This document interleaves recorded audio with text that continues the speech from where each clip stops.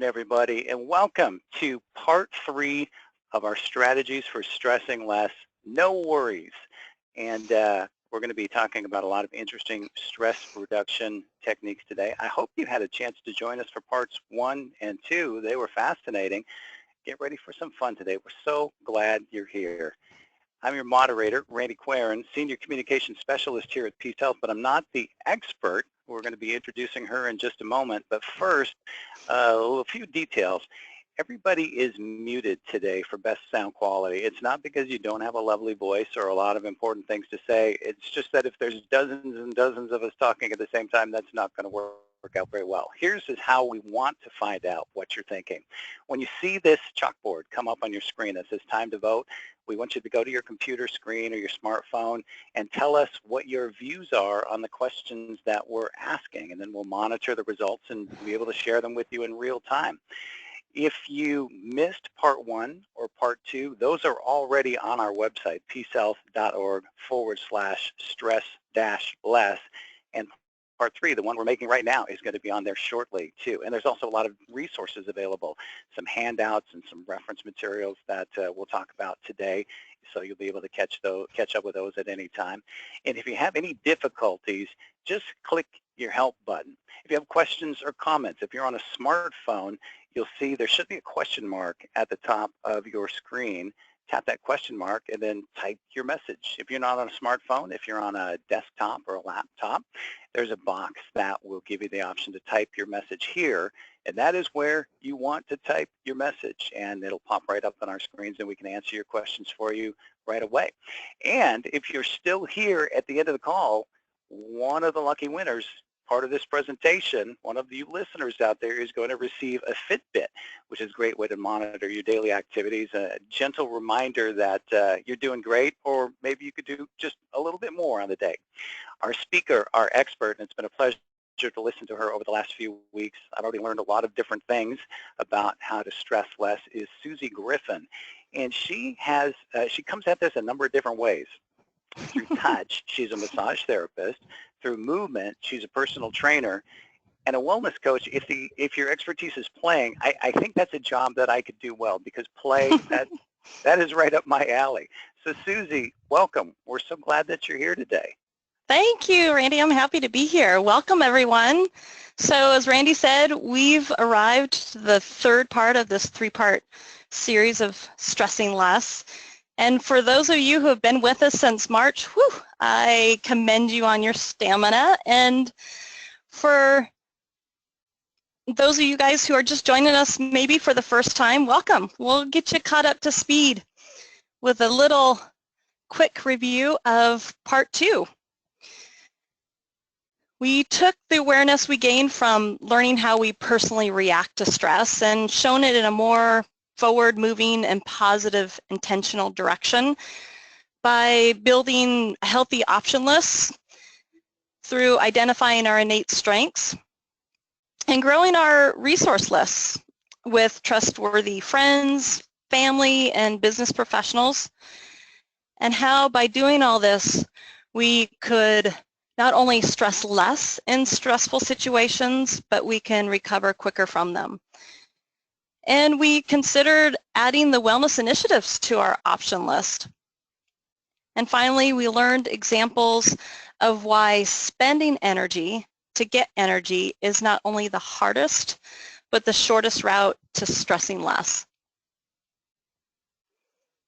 So today, we'll learn exercise techniques that will increase the efficiency of our stressing less strategies by meditating for 5 minutes and knowing the important difference between boundaries and barriers, and how the assertive principle can help maintain a healthy boundary. And by being smart, sexy, and fit can help us grow from our lesser strengths, how the Seinfeld principle fits into that, and if and when we fall short in our goals, we lose sight of our direction, and we get off track, how we can apply the 4 A's of absolution and get... Susie, I'll be interested to hear your Seinfeld principle. The only thing I can think of is it's the George Costanza principle for doing the opposite of everything you think is right. So, so I'm going to be stay tuned to hear about that. Okay, so the success of us stressing less all depends on increased awareness of our energy stores and how many strategies we have to tap into and release those energy stores, and by practicing those strategies. So most of the time that means doing the hardest and counterintuitive thing, which is sitting still and doing absolutely nothing, which is exactly Kelly McGonigal's point in her book, Willpower. And for those fellow innate doers out there who have a hard time relating to the word and the concept of meditation, consider just, think about it in this way, perhaps, that you're just carving out some time and space where you can practice and learn to not automatically follow every single impulse that your brain and body produces. And in doing so, you automatically increase your willpower and your discipline, and you're taking an active step towards making time for yourself, which in itself is creating a healthy boundary. So there's numerous research and studies out there for those of you guys who still need a little bit more incentive to practice meditation. So with a consistent practice of meditation, you enter into a more peaceful and calm state. You have reduced worried and anxious and fearful and negative thoughts, which leaves room to be more happy. When you're talking about this, the image that's coming to my mind is that cartoon character that keeps yelling, squirrel. It kind of, I hear you saying you need to learn to block out that squirrel, which is all the different messages that are coming at us. Look at this, look at that, do this, do that. Yeah. Yeah, so no, that's a perfect analogy. So really, if you think about all of our distracting thoughts, and we'll actually go to the next slide here. So if you think about our distracting thoughts as browser tabs open on your computer. So all of those tabs we know suck the energy, makes our computer run slower. So if we take time to close those browser tabs one by one, we take that energy and we're able to center it and control it and thus redirect it in a more efficient way. So by practicing meditation when you're sitting still, you're actually becoming more skillful at being able to center your energy when you're in a stressful situation. So here are some considerations to sitting still and doing nothing. So first and foremost, focus on your breath. If you would like to revisit the exercise we did in part 1, where we utilized all the muscles and body areas that allowed us to breathe fully and deeply, consider that. And then create a mantra. So something short and resonating. And again, it helps to redirect your energy from those distracting thoughts and browser tabs back into your breath so that you can breathe fully and deeply. So like any skill to practice, you want to start off with something small, and to build a habit you want to insert consistency. So when you're first practicing meditation, pick a time of day and a space that's designated just for that. And start off with about 5 minutes. So set a timer for 5 minutes. And when that becomes easy, up the ante and up your time to about 10. So Can I if ask you a that, question? that, And by the way, yeah. everybody is welcome to ask questions throughout. Just go to your chat window and chat and send us a question. But how do you know if you're doing this well? I mean, if I sit for 5 minutes, I can have 700 different thoughts that increase my agitation in 5 minutes. And even though I've sat quietly, maybe I won't feel rejuvenated or refreshed. I might be even more stressed. I'm guessing that would indicate I'm doing it wrong. That's a really good question, and I think that's a thought that we all have. So again, this is your first time practicing like any skill, you might not be efficient at it, but I believe that really the winning part here is that you just started. So you've created that time and space, and then the skill part will come as you consistently do that. So yeah, I think just starting is the winning formula here. Do you have a mantra? And if so, is that something that you share, or are people supposed to keep it secret like a magician? I do. I say let it go. Okay. So breathe and let go is my mantra. I like that. Yeah. So good questions. So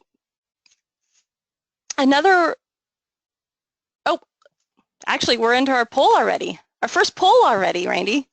So what difference can meditation make in your life? Is it one, allowing you to be more centered and focused? Or two, does it increase your positive emotions like happiness or calm or peace? Or three, does it decrease negative emotions like being fearful or anxious or angry? Or does it increase your self-empowerment? So your sense of feeling in control? Or five, is there something else that meditation helps in your life? This was to be the time where people go to their smartphones or grab your mouse and vote on what difference could meditation make in your life, centered and focused, increase positive emotions, decrease negative emotions, or increase self-empowerment. Those all seem like they could be good things. You know, when I first thought of it, I thought, wow, just one more thing to do on the day, one more thing to make 5 minutes for. But let me tell you, the votes are coming in, and appreciate everybody taking the time to vote. I'm going to close it now and then show you the results. It was 44% of people said decreasing negative emotions was the one I think that they would most like to see. And Wow. it's interesting because, you know, negative emotions drive so much of who we are and what we do. It isn't necessarily enhancing the positive emotions. That was the number 2 choice. But just getting rid of the negative stuff seems to be really important to Gives us the room for people sure. that are listening with us here today. Yeah.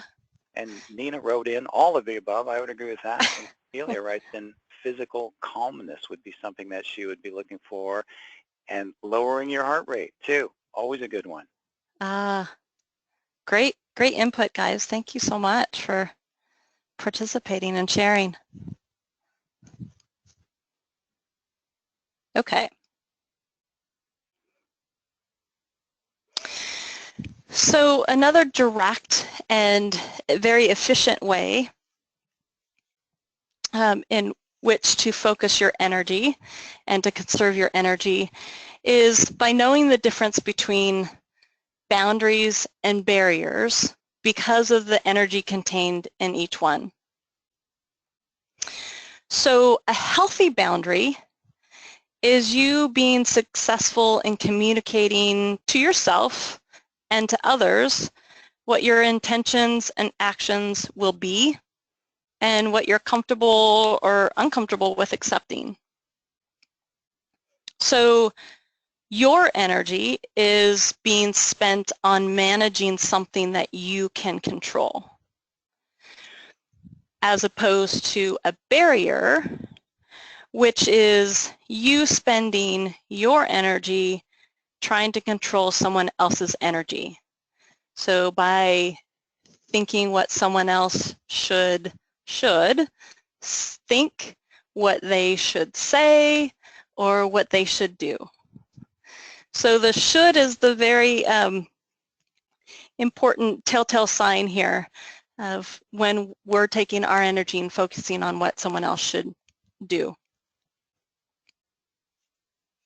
So how do we get healthy boundaries?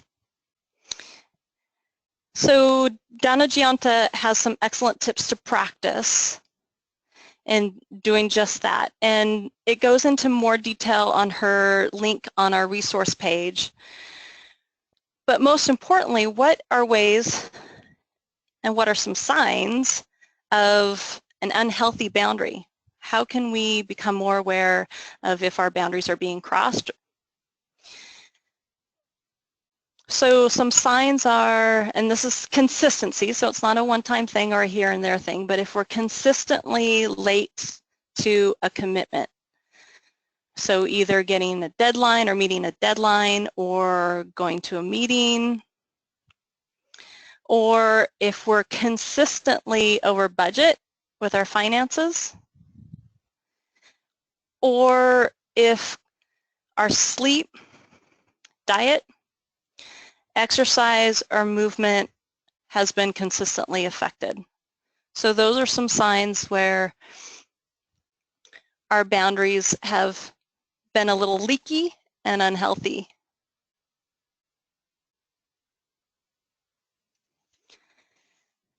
So asserting the assertive principle is an excellent way that we can maintain a healthy boundary. So it's, in essence, just being willing to ask for what you want or just letting it go. So if we need to decide or help in making that decision between whether or not we should ask for something or just let it go, here's some questions to ask ourselves. So what would be the effect on our self-esteem? And essentially this is an emotional return on investment. So is it worth our time on our self-esteem to ask? Another consideration is, what's the relationship with this person? Is this a one-time interaction and we can just let it go? Or is this a person that we're going to be interacting with consistently over a long period of time? And that's a lot of energy, so would it be beneficial for us to ask for a change? So if we decide to go forward in asking, it's helpful to know what our objective is. So what's our intention? What is it that we're needing or wanting? This will help guide us in asking it in a direct and clear way. And also, are we asking it as in a form of a request or demand? So if we're requesting it, it's more of a softer delivery. So would you be willing to consider, or I'm curious to know what my options are, et cetera, et cetera. So it elicits open dialogue between the two people, as opposed to a demanding question that elicits resistance from both parties. So if you ask a question and the other party exhibits resistance, or if you feel resistance in return in response to your question, then it's time to look at reforming that question into more of a request than a demand. And then passive aggressiveness is really the anti-assertive principle.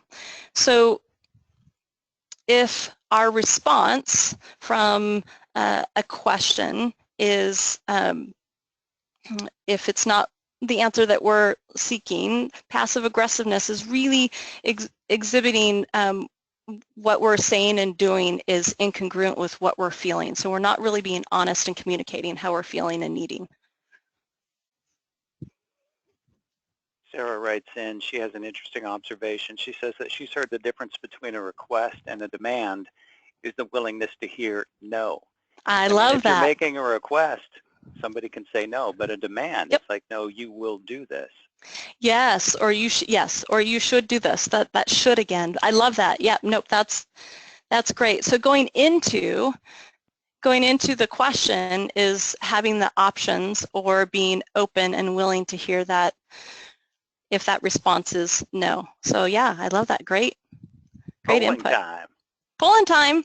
So what will help you ask for what you want? Is it really just actually knowing what I want? So again, having that or not having that objective or intention in focus, knowing how to ask, and being unafraid to hear no, or something similar, but nothing. Number 4, I'm perfectly fearless. 5 or other. Is there something else that would help you in asking for what you want? Yeah, and type that answer in the chat window if you're selecting other.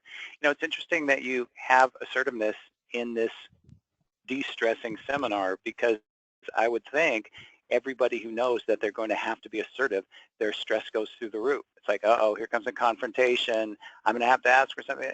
I would guess it's one of the most stressful things that people can do. Is, you know, when you have a conflict that you have to resolve, and your adversary or accomplice, depending on how it all turns out, is coming your way, I'm guessing blood pressures go up, and that's a very anxious moment for people. Yeah, and I think I think you're exactly right. Just putting yourself out there, literally you're putting yourself out there and you're opening yourself and increasing that vulnerability. So yeah, that's a lot on the line there. Well, you can see that the responses that came in, the leading response, what would help you in asking for what you want, is knowing how to ask. And right before that is actually knowing what I want, which is an interesting one, because sometimes I'll ask for 3 different things, knowing that one of them is probably the right thing, but if I get it all, that doesn't help me. It doesn't help the people that I'm asking of either. So our crew definitely almost half saying knowing how to ask is helpful in doing it. So maybe you can give us some advice on how to do that. How do we? I know you've had some good advice already. So that, and great participation, guys. It looked like a lot of people answered that poll. So thank you. So we're going to move forward into, again, so conserving and managing our energy. And this is our time to play in the dark side. This is where we're going to build some smart, sexy, and fit goals around our lesser strengths. So this is our moneymaker in stressing less. So why is that? It's because this will allow or change or suggest us changing shape from a circle to a triangle, because it teaches us how to still be moving forward when we don't really feel like moving at all.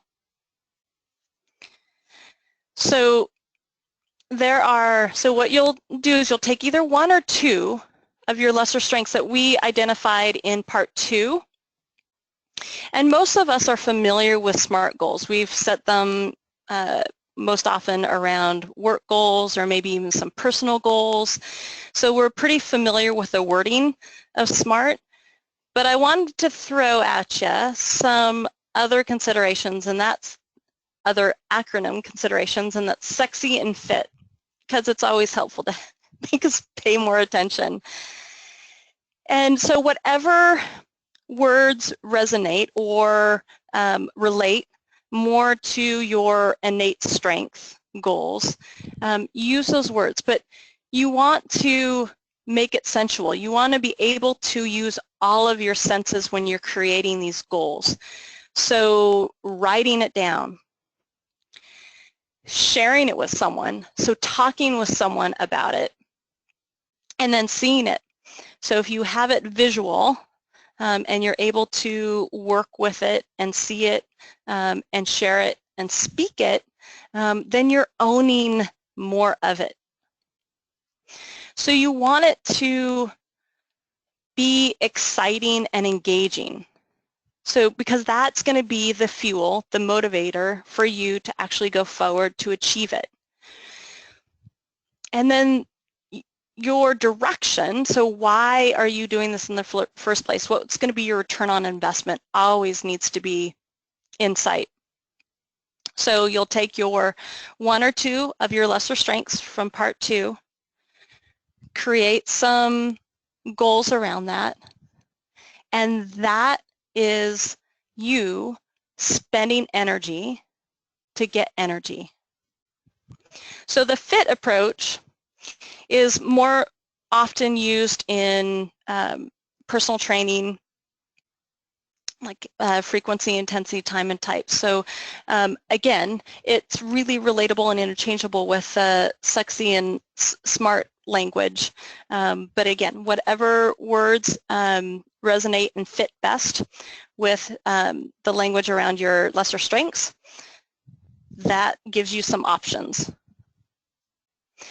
So here's another consideration. So we don't have a slide for this, so it'll be recorded so you can refer back to it, but we're going to pull out the focus a little bit. We're going to pull back.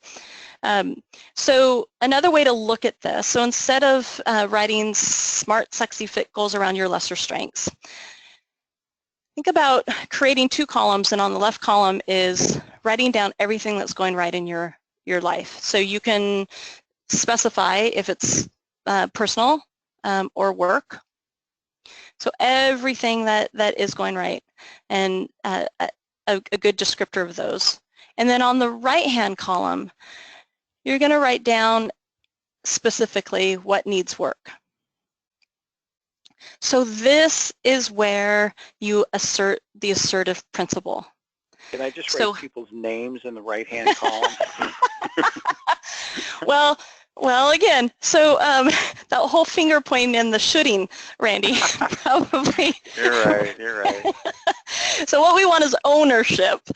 And again, being assertive is taking that active step towards owning it and self-empowering yourself. So the what's going right column, the left-hand column, should describe or contain some kind of visual of your go-to word. So you remember the go-to word that we did in part 2, that go-to positive emotional word that offset your negative emotions. Refresher, so that's, please. Yeah, so we had the little rocks and on the balance board, and the negative emotions were fear, anxiety, angry, blah, blah, blah. And then whatever word that you related to that it was the common word that described your you being your best self, you coming alive.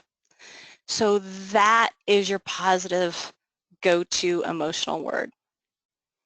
Okay, so left-hand column. Everybody can pick a word like peace or joy or sprightly. That would be my word. And not the drink. Anybody wants to share their word, type it in the chat window. Oh, good idea. That would be great. See some of those. Yeah. So left-hand column, what's going right, and the go-to word, and left-hand column, and the right-hand column, what needs work, and then asserting the assertive principle. So, and then on the right-hand column, that's where you're going to be the goal setting. So your smart, sexy, and fit goals. Okay, so you've got 2 options, your lesser strengths, or to refocus it, and what is needing work in your life, either personal or work. So the Seinfeld principle, and I hate to break it to Randy, but it's not doing the opposite. So this is the visual part, the visual and the visceral part of the senses in sexy. So you'll have your goals, either 1 or 2. You want to start small. So 1 or 2 are really nice, chewable size amounts. So get a big monthly calendar, or usually that's already defined, so a calendar works best. and put it in a visual spot that you see every day. And then set your action steps towards your fulfilling your Smart, Sexy, Fit goals. And then choose whatever mark you want, or if you want to put, I hear there's emoticon stickies out there, stickers. And every day that you're successful in achieving your goal, put your little emoticon or mark on there. So there is something to be said about 4 times a week in building success. So I've seen this in myself, I've seen it in my clients. So 3 times a week just isn't consistent enough for us to make that movement towards change. And then anything more than 4 times a week doesn't really warrant that energy that you need to put into it. So the return on investment isn't that big of a difference. But 4 times a week is really your bang for your buck.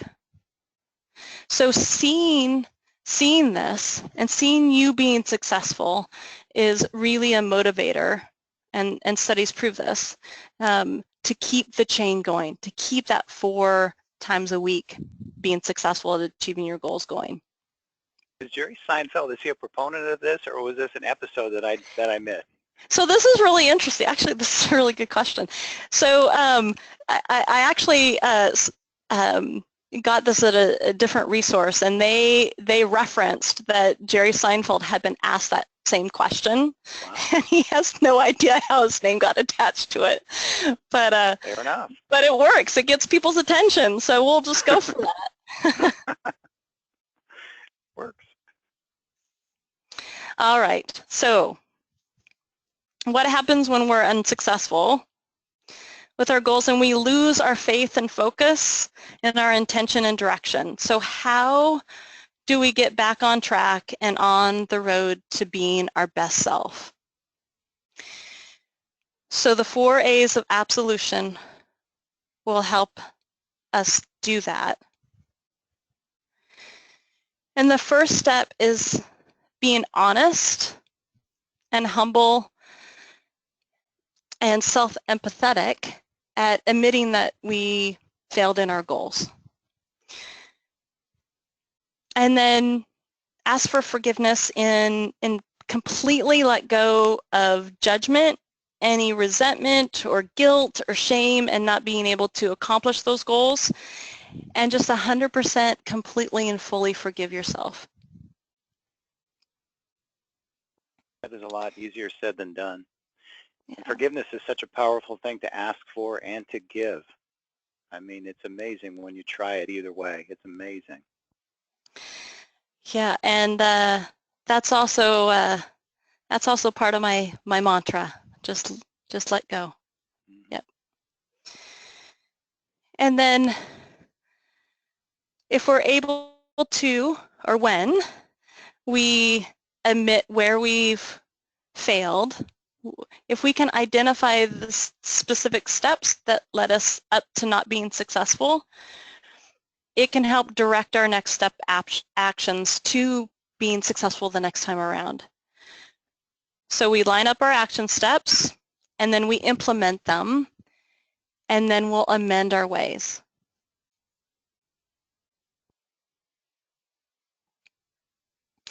So I've kicked off this 3-part series with a story, and so I'd like to end on one. I had a massage client come see me to seek relief from a car accident she was in. And when I saw her the first time, her petite frame looked even smaller. It looked like it was just shrink wrapped down, and every time that she moved, it looked like it caused her pain. And when she was on the massage table, it was all I could do just to hold her head in my hands. And when I did, she fell asleep. So our session ended, and I left the room and waited for her.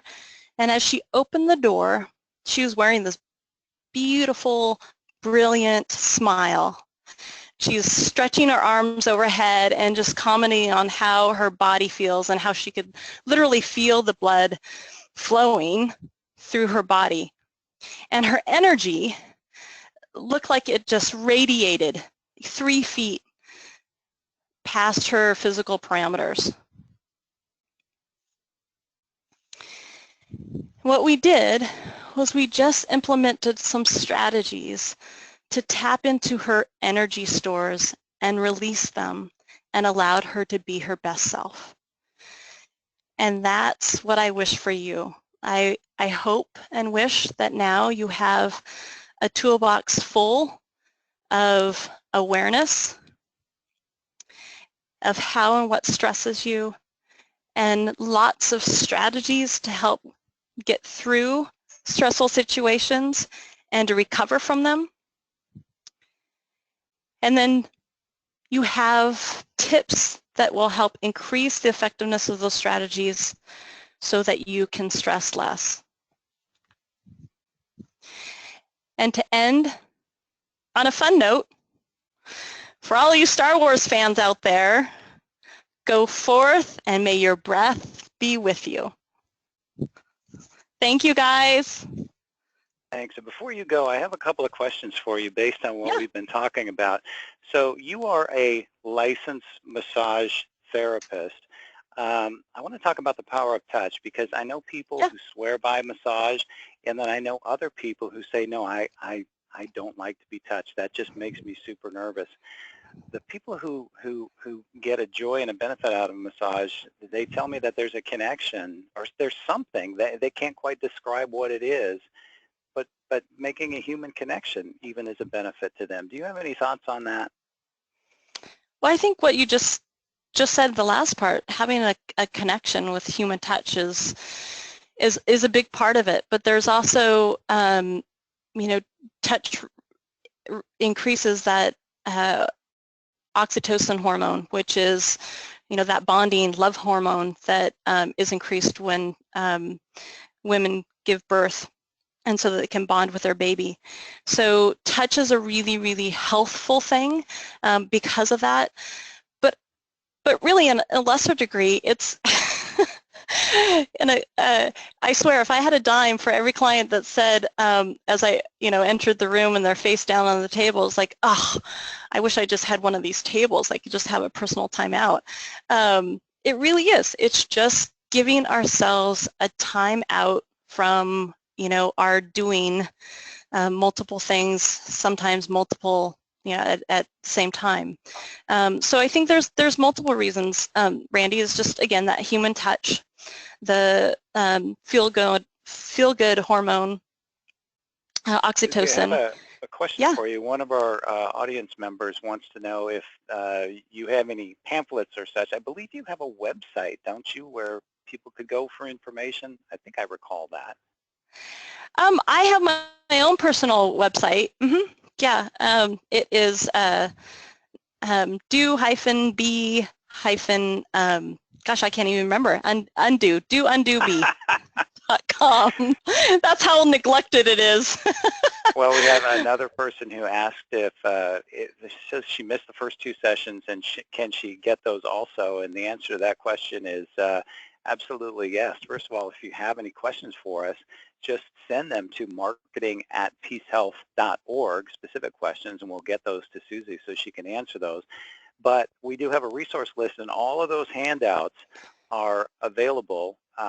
We can email those to you, and that would include the slide presentations from not just today's session, number 3, but also from number 2 and number 1, the worksheets from sessions 1 and 2, and the resources and the suggested reading list. Those are all available online at peacehealth.org/stress-less.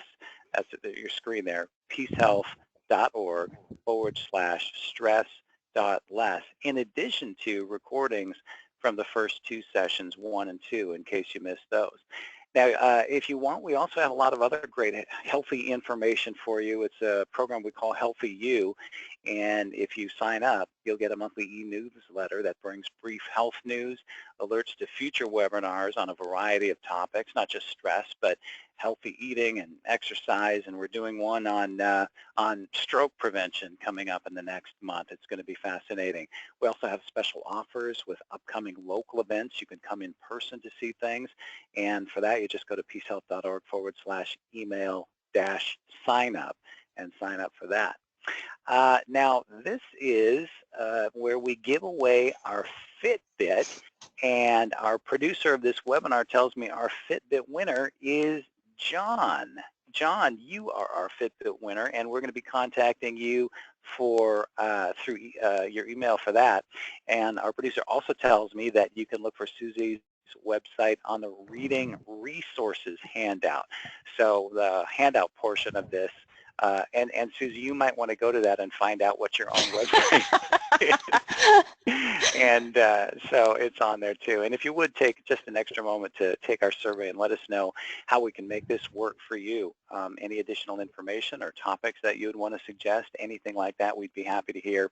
But please know that PeaceHealth is here to help you. A healthy you is our goal. So we're in this with you to make sure that you and all of us end up in great health. Susie, thank you again. It's been a pleasure. I enjoyed all 3 sessions, and thanks to all of you in the audience who joined us. And we hope to talk to you again on our next webinar. Have a great afternoon.